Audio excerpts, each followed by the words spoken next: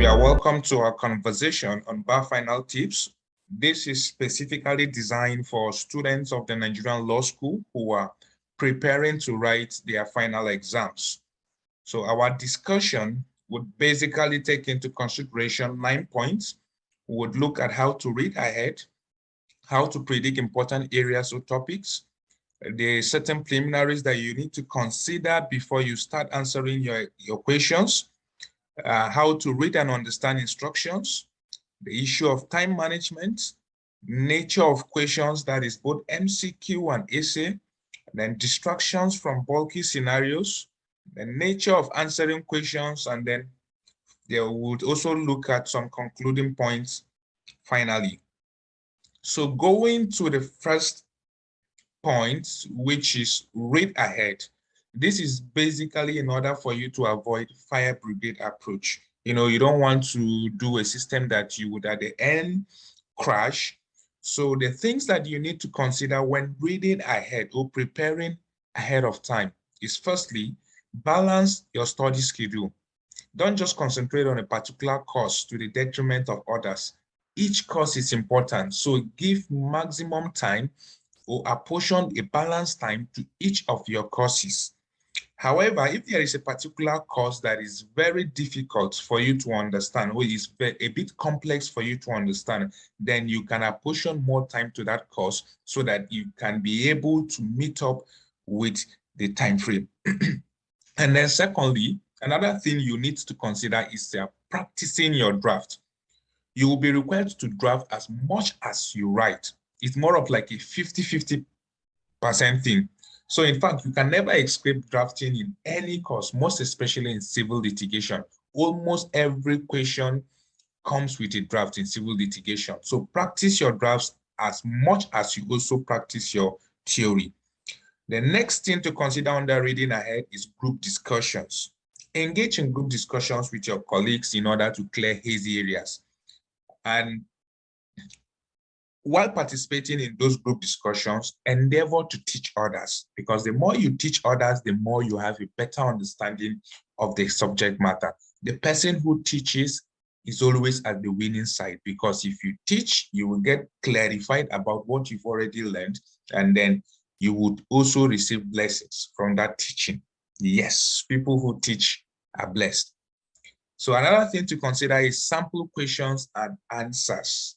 You know, check for MCQs, read sample questions and answer prepared, sample questions and answers that have been prepared by lecturers, if there are any, because they are likely to ask questions from these sample questions they have prepared. So check for sample questions and answers that are written by lecturers, because they are likely to ask questions from these areas or these sample questions and answers they have prepared themselves. But if there is none for any specific lecturer, then you can check for other sample questions and answers and prepare yourself ahead of the exams. So the second point is predicting important areas or topic.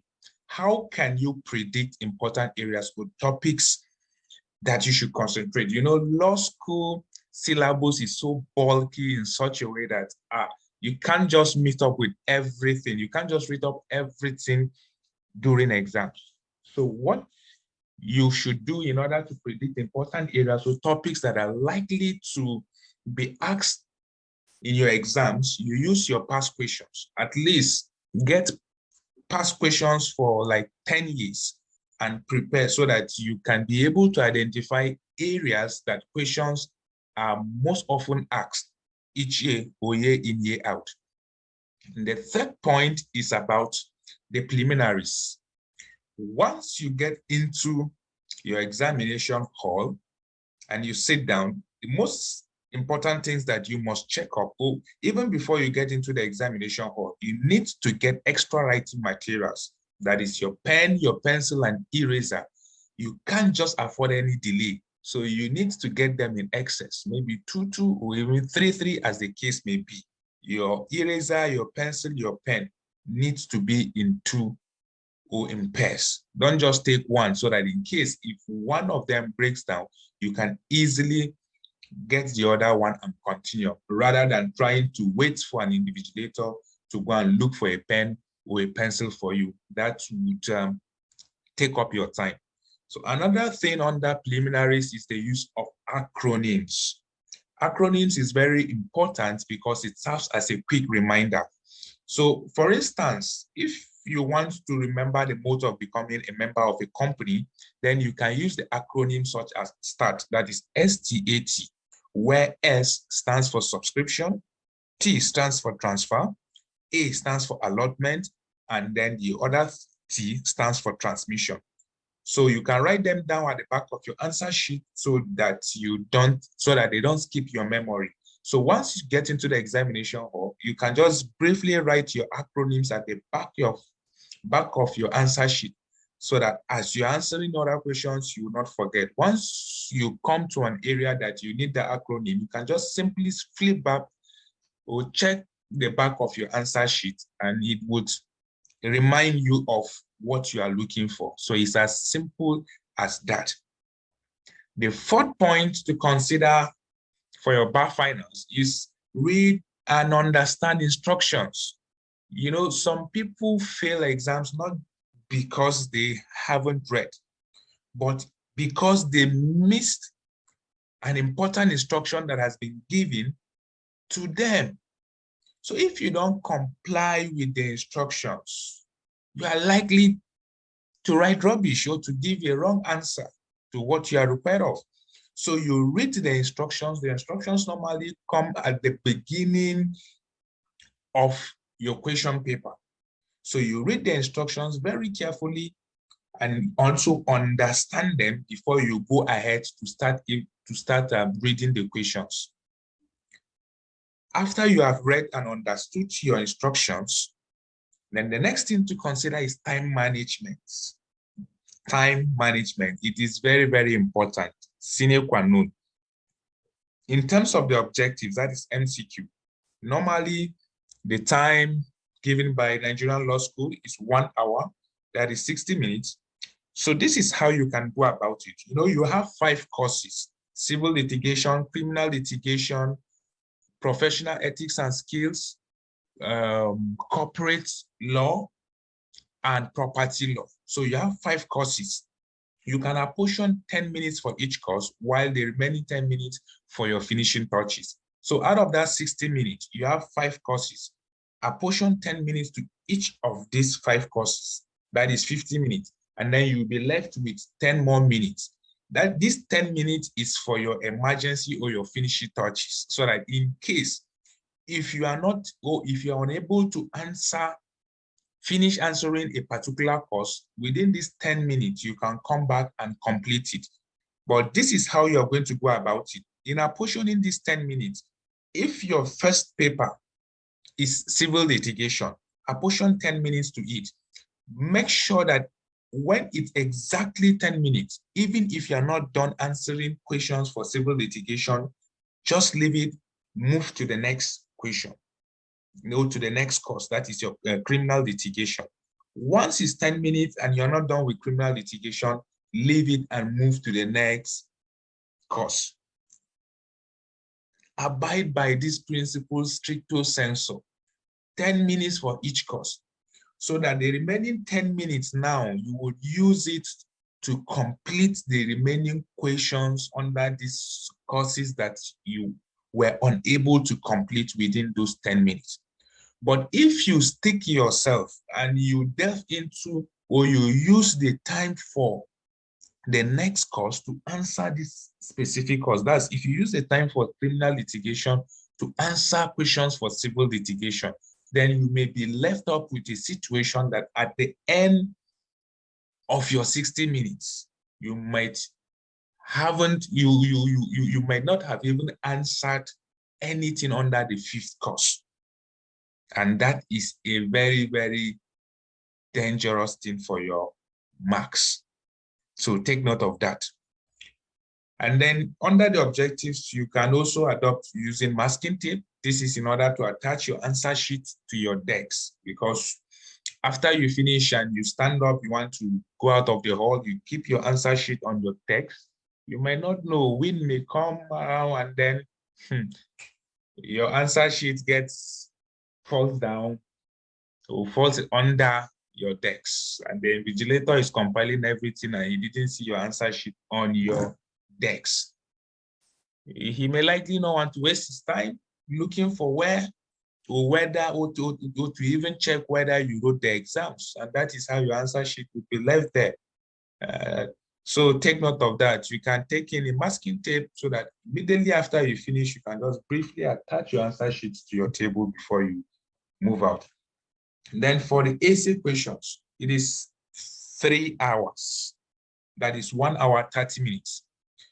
First of all, you can use 10 minutes in order to write down acronyms, read instructions, write your exam number on each page in case of mutilation or missing page, and read questions carefully to select the ones you would answer. So within these 10 minutes, these are the things that you are going to do.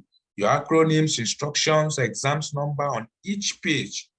It is important you write it on each page, because if a particular page gets missing or mutilated, and anybody who comes across it, or an invigilator or an examiner who comes across it, can easily identify where the mutilated page is coming from, and it will be fixed back into your answer.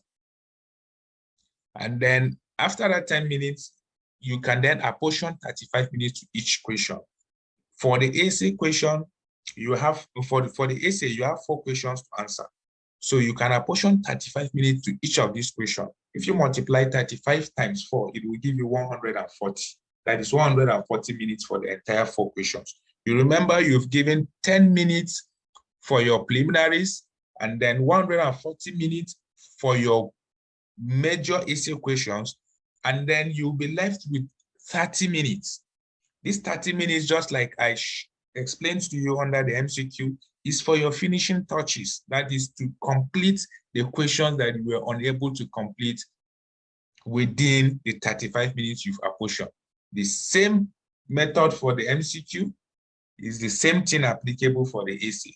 Once your time is up for that particular question, leave it. Even if you are not yet done, move to the next question. It is better for you to at least get balance marks within each of these questions than to concentrate on answering 2 questions and then you are caught up with time. It is very catastrophic. So that is how to apportion, manage your time during the exams. The next point is the nature of questions. We basically have objectives, that is the multiple choice questions, and then we have the essay questions.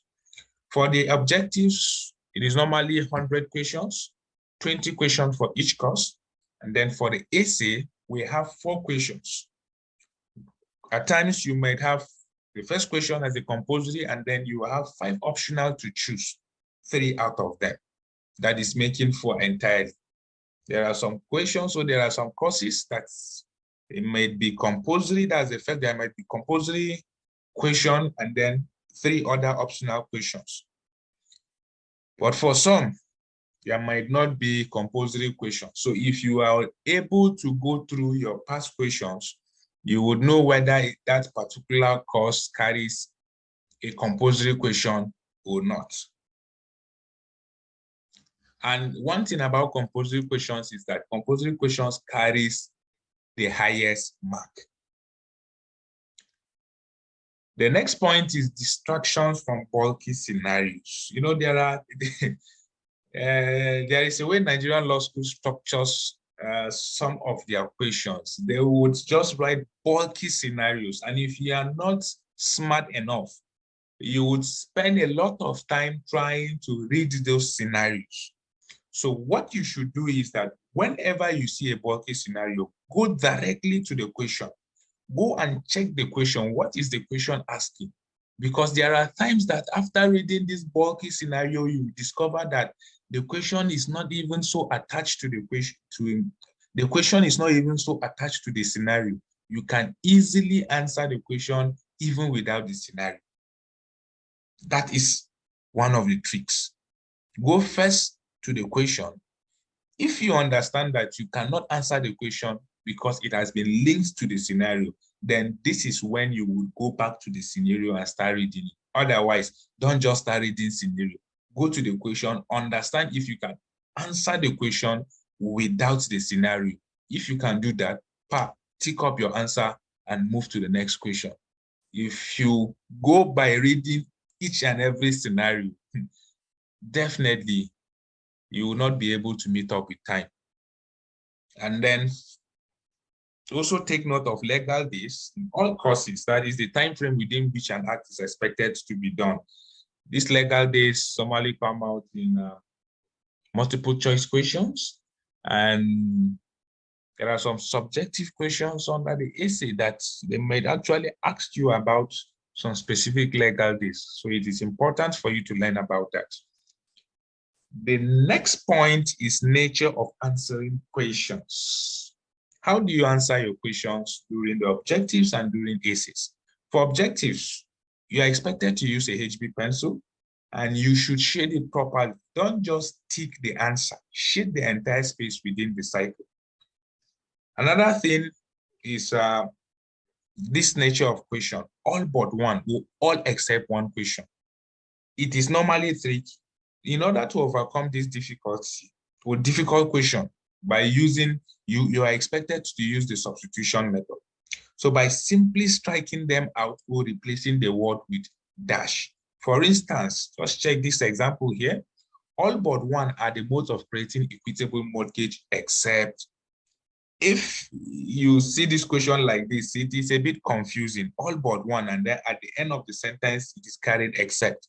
Then it gives you options. What you are expected to do is to just simply replace this all but one with dash, and then you'll be left with dash are the modes of creating equitable mortgage except. You can now see that the question is more simpler for you, or is simpler for you to understand. Then you check your options: the position of title deed, B, by subdemise, C, agreement to create a legal mortgage, and then D, by equitable charge. So amongst these four options, it is subdemise that is not one of the modes of creating equitable mortgage. So then you strike it out. And then for the essay question, use a blue or black pen. Never use a red pen, because it is only the examiners that use red pen in order to mark your scripts. Important things to consider under the essay. First of all, you need to be brief. At most, 3 to 4 sentences is okay. And you should also go straight to the point without diverting from the question. Don't just be writing things. Law school will just want you to go directly to the point. So at most, 3 to 4 sentences is okay. After you write your answer, support it with a judicial or statutory authority. At least each question should be supported with either a judicial or statutory authority.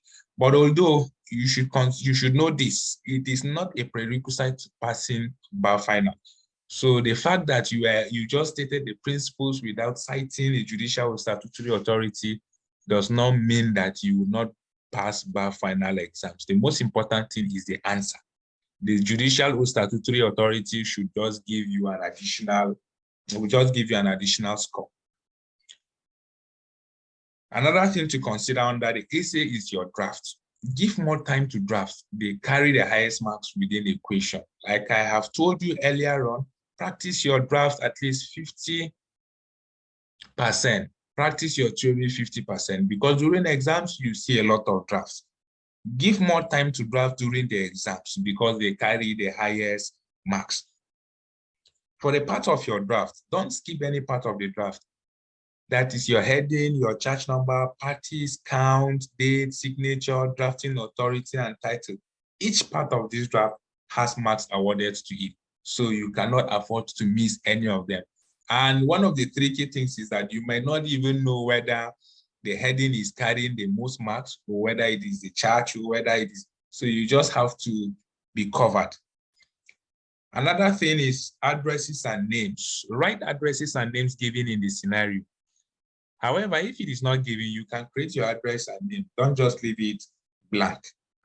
Another thing is blank answer. It is very, very wrong for you to just leave your answer blank just because you don't know. Just freestyle. Just write whatever comes to your head. At least the highest thing is that if you don't get it right, your examiner will just cancel But it's not as if your marks will be subtracted from your score. So why not just try? You never can tell. The freestyle that you do might be a bit captivating to your examiner, and he may likely award you some few marks. So just don't leave your answer blank. Then there are instances where scenarios comes with nicknames or alias. Include these nicknames or alias when drafting the charges. If given in the scenario, marks are awarded for such nicknames. Another thing to consider is grammar and spelling. Take note of grammatical and spelling errors, as they may completely change the meaning of your answer. If your expression is not clear, then it means your answer will not be clear, or your answer may be explaining something different from what you intended, and you will not be there to explain to your examiner. So that is why you need to take note of your grammar and spelling. Another thing to consider is logical and sequential answers. Your answers should be arranged in a logical and sequential manner. Don't just mix up things. Like for your problem questions, you can take this format, start with your response, that is your yes or no, then state your principle, that is the principle supporting your response or your position, and then support your principle with a judicial or statutory authority, and then give your conclusion or advice as the case may be. That is how to arrange your answers in a logical and sequential manner. The next thing is advising both parties. If the scenario asks you advise both parties, then make sure that you advise both parties. Don't just advise one party that you feel is right and then you leave the other one, because marks will be awarded for both parties. But if they say you should advise Mr. A, then just stick yourself to advising Mr. A. But if they say advise both parties, advise both the right person and even the wrong person. So for the concluding points, I would want you to take note of this. We have the issue of competitive spirit. Don't consider yourself to be in competition with anyone or you will crash. Just do your best. At best, if you want to even compete with yourself. You should be your competitor. Don't be competing yourself with another person, because once you do that, you will lose focus and you are likely to crash. The second thing is overconfidence. Don't just be overconfident of yourself, because you will equally crash. Just believe in yourself and be calm. Then you should also endeavor to eat and rest well. Have enough rest so that you don't fall ill during the exams, because you can't just afford to be sick during the exam.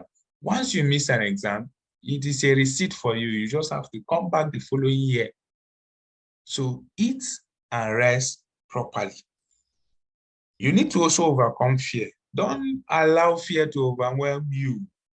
Overcome fear through studying, meditating, memorizing, resting, and imbibing confidence.